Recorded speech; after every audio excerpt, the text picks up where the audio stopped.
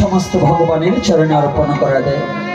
আর এই জিনিস সমস্ত কিছু অর্পণ করে দিয়েছে। যেমন একটা গাভী, আপনার বাড়িতে ছোট বাছুর ছিল, সেই বাছুরটাকে আপনার আত্মীয় কোনো ভাইগিনা কিংবা বন্ধুকে দান করে দিয়েছে। এই মা চোখ বন্ধ করছে কেন? ঠিক আছে, বসে। ওই ভাইগিনার বাড়ি গিয়ে যদি গাভীটার 10 কিলো দুধ হয়, এখন আপনি ওই দান করা গাভী আপনি বলতে পারবেন ওটা আমার? কি যায় আমার বলা যাবে? মায়েরা কি বলবেন? যদি কেউ বলে যে ওটা আমার গাভী, সেটা কি মূর্খ না জ্ঞানী? হ্যাঁ, আরে কথা বলতে হবে, একেবারে চুপ হলে হবে না। তো যদি মূর্খ হয়, অর্থাৎ যেটা দান করা বস্তু কিন্তু আমার নয়। তো যে ভক্ত নিজের জীবন ও যৌবন সমস্ত ভগবানের চরণে অর্পণ করে দিয়েছে, সে কোনোদিন বলতে পারে না এই বাড়ি আমার, গাড়ি আমার, ঘর আমার। বলো না গো রাধে রাধে রাধে রাধে। এটা শুদ্ধ ভক্ত,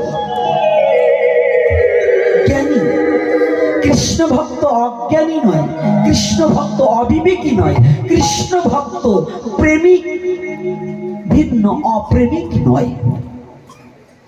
এই জন্য আমাদের জেনে রাখতে হবে সদা সর্বক্ষণ যে বস্তু দান করা সেটা যেমন আমার বলা যায় না। শুদ্ধ ভক্ত, ফ্যানটা ছেড়ে দাও, আমাকে একটা ফ্যানের সিস্টেম করে দিতে হবে।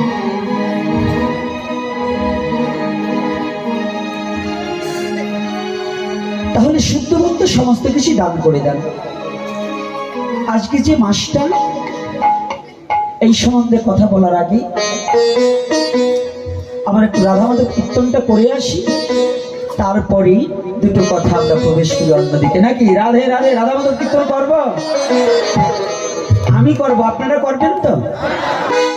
তবে আমার মায়েদের হুঁশ নাই, আবার মাথার কাপড় পড়ে গেছে, এখন আর হুঁশ নেই।